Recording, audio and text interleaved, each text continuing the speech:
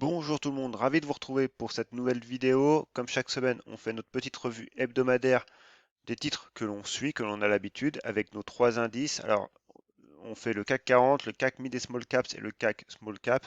On va voir que le CAC 40 rebondit un petit peu aujourd'hui essentiellement, mais que ça reste un peu précaire. Par contre, le CAC Small, lui, est en pleine chute libre et pour l'instant, il n'y a pas vraiment de réaction technique forte. Donc, on va étudier tout ça. Et puis, nos petites biotech qui vont bien, d'autres valeurs que j'ai rajoutées. Alors, on parle beaucoup de LVMH et de Alstom hein, avec sa chute de 37% hier. Donc, on va quand même regarder ce qu'il en est graphiquement. Et puis, j'ai deux petites demandes de Gerbet et de alors, ça, c'est quoi? C'est Voltaïa. Oui, voilà. Donc, avant toute chose, vous le savez, j'ai mon site internet spéculateurmalin.fr où vous pouvez découvrir, comprendre et exploiter l'analyse graphique et du coup sur le réseau X, voilà Twitter, anciennement Twitter, mon pseudo Ben de Lyon où je publie régulièrement des graphes. J'ai mis à jour une page sur mon site internet, donc mon site internet le voici, vous avez les blogs, les analyses graphiques, on va en parler juste après, mes formations avec mes deux livres, et puis les cours d'analyse graphique et la bibliographie voilà, des livres que j'ai lus et que je recommande chaudement. Mes analyses graphiques, c'est une page que j'ai mis en ligne dans la semaine, que j'avais faite pour ceux qui me suivent depuis le tout début, je sais plus, en 2018-2019, donc ça remonte un petit peu, puis après, par manque de temps, je l'avais un petit peu laissé de côté, puis là j'ai eu envie de la relancer, où je mets deux graphes de contexte de marché, donc notamment le CAC 40 et le SP 500, et puis une liste de titres que je surveille, avec des configurations qui sont intéressantes pour moi. Donc c'est un tableau que je mets à jour, pas forcément tous les jours, mais peut-être tous les 2 jours ou tous les jours si vraiment l'actualité est chaude.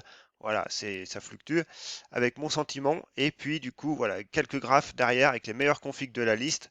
Et puis évidemment, du coup, si vous voulez voir ces graphiques en temps, on va dire, en temps réel sur la plateforme, vous cliquez sur ce lien et vous aurez ces graphiques avec les titres dans une liste spécifique. Donc voilà, c'est une liste, c'est totalement gratuit, hein, il n'y a pas besoin d'inscription, rien du tout, juste se rendre sur mon site internet. Donc si vous voulez faire un tour, n'hésitez pas, c'est conçu pour vous. Allez, on est sur notre plateforme du coup TradingView, on va regarder notre CAC 40 qui est ici. On remet notre indicateur, le RSI, voilà, en dessous de l'écran. Et ce qu'on voit, c'est que depuis qu'on a cassé ces 7080 points, voilà, on est dans une tendance baissière de nouveau, on va dire. Et là, même malgré que depuis 3 jours, avec une séance de tempo hier, on revienne sur ces 7080, on n'y est pas encore tout à fait. C'est surtout que maintenant, avec le changement de polarité, hein, je le dis à chaque fois, mais un support qu'on casse à la baisse devient résistance lorsqu'on le reteste à la hausse. Et là, on arrive vraiment dans le dur, avec nos trois faisceaux de moyenne, donc un faisceau court terme, moyen terme et long terme, qui sont tous les trois en résistance et qui vont finir par se recroiser hein, sur cette zone-là des 7100 points. Voilà, pour le coup, c'est pas gagné. Maintenant, la grosse zone de support pour moi, elle est sur les 6860. On va voir ce qu'il en est. Si on repasse ces 7100 points, eh ben, tant mieux. Je veux dire, voilà, moi, je privilégie la hausse, hein, mais on aura quand même cette résistance oblique là, et on reviendra surtout dans cette grande zone de neutralité hein, qui perdure depuis la fin du printemps. Donc, on va dire, on sauvera les meubles à court terme. Mais voilà, maintenant, moi, pour le coup, je suis encore un petit peu sceptique. Et on voit que le RSI est quand même dans sa zone. Il a 42, hein, donc on est dans l'épaisseur du trait dans la zone baissière. Alors voilà, lundi et mardi nous donnera le ton, on va dire, sur ce qui va se faire. Si vraiment on teste et on refranchit, ou voilà, si on fait une mèche en séance et qu'on repart à la baisse. Donc on va voir ça. Le CAC Mid et Small Caps, lui, il arrive sur une grosse zone de support, pareil. Pour le coup, il rebondit, mais on voit que ça reste du rebond technique. Pareil, encore une fois, on a un RSI qui est baissier, qui est même un peu en zone de survente. Donc c'est pareil, on est en zone de, voilà, on est un peu en zone de danger. Et le CAC Small Cap, lui, pour le coup, c'est la chute libre, tout simplement. C'est pour ça que voilà, l'indice n'est que la représentation de toute la chute des small caps hein, qu'on vit en ce moment. Et là, clairement, ouais, ça tape. Hein, on a cassé le plus bas allègrement de il y a un an, hein, de septembre 2022. Et là, on retourne voilà, sur cette zone-là, cette zone qui avait fait résistance et qui avait permis de lancer une belle phase haussière juste après après le confinement, quoi, hein, après post-Covid à peu près. Donc voilà, on revient potentiellement sur cette zone des 10 000 points, quoi, un seuil psychologique en plus. Donc attention sur les small, hein, en plus si le CAC 40 nous aide pas, on n'a vraiment pas le vent dans le dos, le contexte est quand même assez morose. Donc si vous prenez des positions, là, adaptez la taille de position surtout, et évidemment bien choisir des configs à peu près haussières, quoi, quand même, et pas attraper des couteaux qui tombent. Allez, on commence avec un gagnant de la semaine, hein, aussi, Innate Pharma.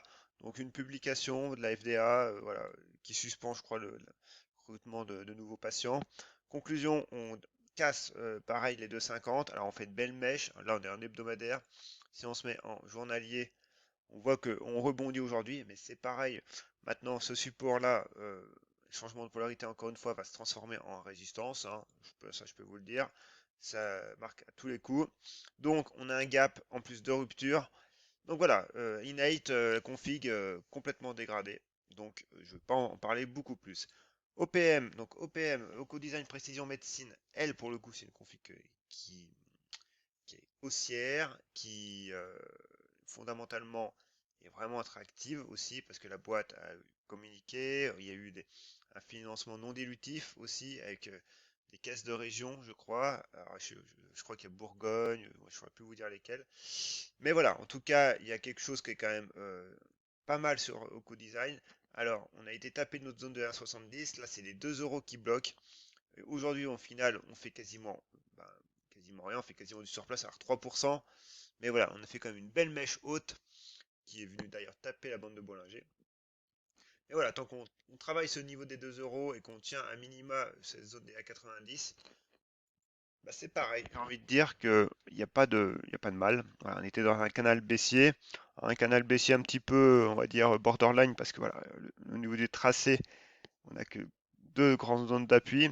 Mais bon, il est quand même là, et c'est surtout le pivot horizontal des 2 euros que je surveille. Donc si on casse, on irait retaper les 2,16 pourquoi pas de nouveau faire des petits allers-retours, hein. Alors, est-ce que j'ai ma super flèche là, qui est là? Ouais, une hypothèse de travail, ça serait de faire ça, ça, ça, ça, et pour vraiment casser et s'élancer après, voilà, sur des nouveaux plus hauts. Donc c'est une hypothèse de travail, encore une fois. Euh, Fondamentalement, c'est bien. Actuellement, le titre ne vaut que 30 millions, hein, donc il n'y a pas beaucoup de volume. Et malgré ses bons fondamentaux, il est complètement délaissé par le marché. Peut-être qu'un jour, le marché va se réveiller, je l'espère en tout cas. Mais voilà, c'est vraiment un titre que je surveille depuis quand même un petit moment maintenant et qui mérite vraiment une attention. Genoway, c'est pareil. Genoway, on est revenu taper les 4,30, du coup 4,10 en support, et puis du coup, voilà, on recongestionne un petit peu, on neutralise un petit peu. Bon, on est pas mal. On laisse le temps faire. Et puis là, on est en unité 4 heures, en unité journalière, on voit que c'est pareil. Il n'y a pas non plus énorme de volume, même si le volume a augmenté, hein, depuis notre hausse. Là, donc on voit quand même qu'il y a des gens qui sont dessus. Et on voit que surtout les journées de baisse se font dans très peu de volume. Donc les gens conservent. Voilà, il n'y a pas de pression vendeuse. C'est juste que voilà, c'est un truc qui n'est pas non plus ultra liquide. Donc il y a des grosses mèches, c'est piégeur. Donc faut se méfier, tout simplement. Mais c'est pareil, 4,30 à surveiller en pivot majeur sur Genoway. Terra Nexus. Alors Terra Nexus, c'est une config qui reste quand même malgré tout pour moi baissière, même si depuis voilà, le début de l'été, on est dans un range. On voit, hein, on a encore nos configs, nos faisceaux, surtout le faisceau long terme qui est bien en résistance. Le moyen terme et le court terme, voilà, commencent à venir épouser le cours, donc c'est une bonne chose. Mais là, voilà, on a une petite résistance oblique baissière, même si pour moi, elle n'est pas ultra équilibrée parce qu'il faudrait prendre en compte ça. On peut d'ailleurs, on pourrait, pourquoi pas la prendre, hein. Je veux dire, on peut faire ça d'ailleurs. Et puis, du coup, voilà, cette rupture des 1,38 avec cette résistance oblique pourrait nous amener à reboucher ce gap. Et voilà, ça permettrait déjà d'avoir une figure de retournement un peu plus solide. Puis on voit qu'on est quand même neutre au niveau du RSI. Allez, on continue avec Valbiotis. Pas grand chose à dire pour elle. Voilà, on avait un petit fanion, on en sort. Du coup, ce fanion, si on le reporte, ça nous donne cette zone-là des 8,50. Voilà. Bon, c'est pas, voilà, c'est pareil. C'est une config qui est un petit peu en dents de scie. Voilà, c'est pas celle que je privilégie. Néanmoins, on reste dans une configuration qui est quand même haussière, on va dire, avec des faisceaux qui sont haussiers et surtout en support. Adosia. Adosia, bah, il se passe plus grand-chose par rapport à la semaine dernière. Voilà, le prix consolide, la volatilité diminue, le RSI tend vers sa neutralité. Les bandes de Bollinger commencent petit à petit à vouloir se contracter. Donc voilà, on a toujours cette zone de support, alors qu'on va réajuster quand même en fonction des dernières infos. Voilà. Et puis moi, c'est ce que j'avais tracé la semaine dernière, hein, cette flèche. On reste toujours dans ce scénario-là. Il n'y a pas grand-chose à dire. Allez, on continue avec Française Énergie. Alors Française Énergie, je la partage dans ma liste graphique justement sur mon site. Et je disais qu'il fallait tenir quand même les 40 euros à minima, voire les 39 en dernier rideau. Là, voilà, on est entre deux eaux, on tient les 39, on a cassé les 40. Donc, à voir ce qu'elle va faire la semaine prochaine. Mais si jamais elle part vers le bas, je la sortirai de ma liste. Et c'est pareil, c'est toujours pour surveiller ce niveau hein, des 43,65, 43,70 avec cette résistance oblique long terme. Pour l'instant, on n'en prend pas trop la direction. Voilà, si elle voulait reprendre les 40 et les 41, on sera déjà plus serein là-dessus. En l'état, c'est moyen moyen. Ensuite, Katana, bon, pas grand-chose à dire. Voilà, changement de polarité. On a cassé un support, résistance. Voilà, d'ailleurs, je peux le changer, le mettre en rouge. Ouais, toc, voilà. Et récit baissier. Voilà. Katana est vraiment dans une séquence baissière quand même forte là. Si on se passe en hebdomadaire, on voit que voilà, en hebdomadaire, on casse quand même hein, ces 5,80. On arrive sur un faisceau de moyenne. On voit que le faisceau long terme avait déjà euh, avait, avait fonctionné en tant que support. À voir. Mais c'est encore une fois pareil. Là, pour l'instant, c'est un couteau qui tombe.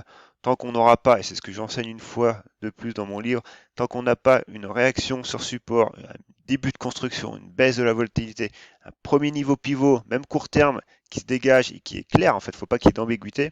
Voilà, on peut commencer à discuter et à établir des scénarios. Là, là non. Là, c'est pour l'instant, c'est beaucoup trop précaire. Maintenant, voilà, si le prix veut reprendre les 5,83, rebondir sur les 6,36 par exemple, et puis commencer à tanguer et à évoluer à l'horizontale, pourquoi pas? Mais pour l'instant, c'est voilà, c'est juste une pure spéculation à l'heure actuelle. Le prix ne nous donne pas ces infos-là. Donc voilà, on n'ira pas plus loin. Clarsen, pareil, Clarsen, elle est dans une belle config de congestion. Elle est aussi dans ma. Alors c'était une demande sur Twitter et elle était de toute façon dans ma liste déjà des analyses graphiques. On voit, hein, on a une belle congestion les bandes de Bollinger se resserrent, le prix, le RSI est neutre, et le prix, voilà, un beau niveau pivot quand même sur les 3,75, 3,70 là, c'est pas mal. Et surtout qu'on a un niveau plus long terme sur les 4 euros. Donc voilà, Clarkson est réellement à surveiller, et c'est pour ça qu'elle est dans ma shortlist. Ubisoft. Alors Ubisoft, c'est un petit peu brouillon là. Clairement, on est toujours dans une zone de neutralité. D'ailleurs, on le voit, le RSI est complètement neutre, il n'y a pas de volume. Euh, on peut pourquoi pas tracer ce support oblique haussier, mais voilà, encore une fois, là soit on le voit comme un range hein, avec une zone des 27 et une borne haute sur les 31, soit on le voit comme un léger triangle asymétrie, ben, un triangle ascendant. Quoi qu'il en soit, ce qu'il faut retenir, c'est que tant qu'on est dans cette zone au milieu, il ne se passera rien. Voilà, soit on a un signal fort de cassure de la zone des 27 et là on repart vers le bas, ou alors du coup on reteste ce niveau des 30, 31 et là cette fois-ci on a quelque chose de pas mal, sachant qu'on a nos trois faisceaux qui sont alignés, qui se superposent. Mais encore une fois, pour l'instant, voilà, on a deux hypothèses, il faut que le prix nous en donne un peu plus. Ribert, alors Ribert, je fais juste une petite mise à jour. Bon, bah là, malheureusement, voilà, les A93 n'ont pas tenu, zone des 2 euros en fait, 2,90 € n'ont pas tenu. On chute et on revient quasiment à la case départ. Donc, malheureusement, il n'y a pas grand-chose à dire. On revient potentiellement sur une zone de support là, mais encore une fois, pas beaucoup de réactions, un RSI baissier. Donc, bah, on passera notre chemin. C'est dommage, mais parce que Ribert, c'est pareil, c'est un titre que je surveille, que j'ai toujours dans le coin de ma tête, même si je le regarde pas tout le temps. Mais là, du coup, non. Allez, LVMH. Alors, LVMH, c'est un titre qui déchaîne un peu les passions hein, quand même sur X. Hein. J'aime pas dire X, je préférais Twitter, moi, franchement, le nom. Hein, mais bon, je m'y fais pas encore. Alors là, on va le cadrer, allez, à long terme. On est en mensuel. Bon, en mensuel, on a une tendance qui est haussière, qui est juste monstrueuse. Simplement, si on fait un petit cadrage rapide, On a une zone de support ici qui est bien identifiée. Pourquoi? Parce qu'on a plusieurs tests du prix et la bande de Bollinger. Et on a un support plus court terme que le prix est en train de tester. Alors, là, on va zoomer un petit peu quand même, parce que c'est un peu petit tout ça. Et là, on reste sur du mensuel, hein, donc un chandelier et un mois de cotation. Donc autant dire qu'il peut s'en passer des choses en un mois, hein. Mais voilà, là on est sur un gros cadrage un peu, on va dire, macro, long terme. Voilà, plutôt long terme. Et voilà. Et là, du coup, on peut pas tracer beaucoup de choses de plus, quoi. Si, on peut tracer un support oblique qu'on a cassé d'ailleurs, mais voilà, ça sert pas, c'est pas la peine d'aller plus bas. Là, on affine en hebdomadaire. En hebdomadaire, évidemment, on retrouve nos supports qu'on a tracés juste avant. On voit que voilà, on tape quand même une zone de support. Pour l'instant, c'est pareil. En hebdo, on a une petite réaction haussière, mais il n'y a pas grand-chose. Par contre, cette fois-ci, on peut tracer quand même un support oblique qui est un peu plus précis, encore que c'est limite, mais voilà. Et puis on voit hein, la prochaine zone de support. Alors, ben, oui, c'est les 680, c'est 690, 700. Ou alors après, c'est les 500, les 600, ou alors cette grosse zone des 550. Voilà. Et ensuite, si on affine encore un petit peu, en journalier, alors en journalier, on va quand même affiner notre support oblique haussier. Voilà. Et en journalier, ce qu'on peut se dire, c'est que euh, si on retrace une nouvelle zone de résistance qui prend en compte cette zone de support et zone de support qu'on a cassée et qui va se transformer fatalement en résistance, eh ben, on peut se dire que voilà, potentiellement on a une première zone de résistance ici. Donc si on tient à cette zone des 700, qu'on revient taper cette zone de résistance des 770 et que le prix commence, pareil encore une fois, à naviguer à l'horizontale, on voit quand même qu'on est relativement neutre.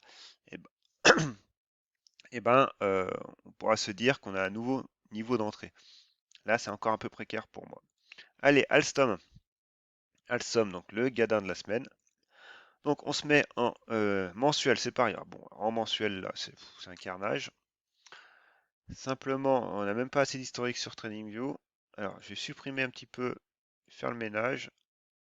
Simplement, on va changer de couleur. Voilà, là, c'est même pas la peine d'y regarder. Et là, voilà, on a une zone ici qu'on a cassé. Bref, en mensuel, c'est pas jojo. On a support oblique mensuel également. Voilà. En hebdo. En hebdo, bah, on retrouve notre zone de support. On retrouve également la zone de support qu'on a cassée à plus court terme. Voilà. Donc bah là, en fin de compte, actuellement, en hebdo, il n'y a pas grand-chose à faire. En journalier, alors fondamentalement, apparemment, bon, voilà, c'est pas si mauvais que ça. Mais encore une fois, graphiquement, on n'a pas beaucoup plus d'infos. Le RSI est ultra aussi, ultra bas, quoi. Il est à 7. Ouais, non, il a combien? 9. Putain, c'est ouais, c'est bas, quoi. Donc là, autant dire qu'on a un gap immense. Donc, premier réflexe, bah déjà, c'est si vous êtes court terme, évidemment, c'est de avoir un objectif haussier, bah, la borne basse de ce gap qui agira en résistance. Mais encore une fois, même si on fait une mèche basse en journalier, il n'y a pas grand-chose à dire graphiquement, quoi. Je veux dire, c'est baissier, ultra baissier. Il faut se donner du temps pour voir le prix, si vraiment il veut, si l'hémorragie s'arrête actuellement, quoi. En l'état, voilà, même si on revient taper les 14,90, 15 euros en, en zone de résistance, on aura de nouveau après les 16,50 en résistance. Donc voilà, clairement, moi je privilégie les configurations graphiques, là, c'est ultra baissier. Donc voilà, le mal est fait pour l'instant, maintenant faut que ça se décante, quoi. Et enfin, Garbet. Alors Garbet, pendant un temps, elle était pas mal, hein, en juillet cet été, elle nous avait fait une belle hausse d'ailleurs. Par contre, là, elle est revenue à la case départ. Et du coup, plus grand chose à dire. Malheureusement, on est revenu sur une zone de support moyen terme. C'est une bonne chose en soi. Mais maintenant, voilà, il y en a qui achètent sur support, c'est une stratégie également. Moi, je préfère que le prix réagisse sur support, qu'il construise un minimum pour ensuite après repartir à la hausse. Sachant qu'on a nos trois faisceaux qui sont en résistance. Voilà, on est sur support, c'est une bonne chose, mais, euh, mais c'est tout. Voilà. Et enfin, Voltaïa. Alors, Voltaïa, bon, voilà, niveau fondamental, niveau euh, financement d'entreprise, c'est un peu particulier, mais graphiquement, en tout cas, voilà, c'est encore une fois, c'est pareil. Il n'y a pas grand-chose. Je veux dire, c'est baissier, tout simplement, voilà. Après, alors, on va faire un peu de ménage également ici. Toc, toc, toc. On avait une belle résistance oblique qui était là, alors bon, que je trace un peu rapidement, mais qui était là à peu près dans l'idée, avec un niveau pivot. Mais bon, tout ça, ce n'est plus d'actualité. On avait une zone de support ici, bah, c'est pareil qu'on a cassé à la baisse. Et maintenant, on a ces plus hauts, cette zone de plus haut ici, pareil, qu'on a cassé aujourd'hui également, bah, cette semaine. Donc bon, commence à faire beaucoup tout ça. Et puis ensuite, bah voilà, on a les plus bas. Je ne sais pas s'il y a si c'est des plus bas, en tout cas pour TradingView, oui. Sur les 7 euros, donc on n'y est pas encore, mais ça peut aller encore très vite, hein. La chute actuellement est en cours. Et après, bon, après vous trouverez toujours des niveaux de support en fait. C'est ça, graphiquement, vous trouvez toujours des niveaux. Là, vous avez un niveau, voilà, le prix d'ailleurs s'est arrêté dessus, mais c'est caractéristique d'une tendance baissière, on casse les supports les uns après les autres avec du volume, donc là, ça largue, hein. Donc voilà, après, graphiquement, j'ai pas grand-chose d'autre à dire. Et puis on est baissier. En rigueur, voilà, à rigueur, on verra où la chute se termine, sur quel niveau. Le prix commence à construire un début de rebond technique et que le RSI sort de sa zone de survente, qu'on pourrait avoir un petit signal précurseur. Mais c'est pareil, c'est pas une tendance qui est haussière, c'est ouais, tellement de titres avec des tendances haussières, malgré le contexte morose, qu'il faut quand même aller sur les bons titres. Voilà, c'est tout pour cette vidéo. Donc n'hésitez pas, vous avez mon site internet avec toutes les ressources que vous avez, avec mes deux livres numériques si vous souhaitez vous former sur la gestion du risque, la gestion des émotions, ne l'oubliez pas. La gestion des émotions très importante et mes analyses graphiques que voilà, ma nouvelle page que j'ai lancée, bah voilà, n'hésitez pas à y faire un petit tour. Sur ce, moi je vous dis un très bon week-end et à la prochaine.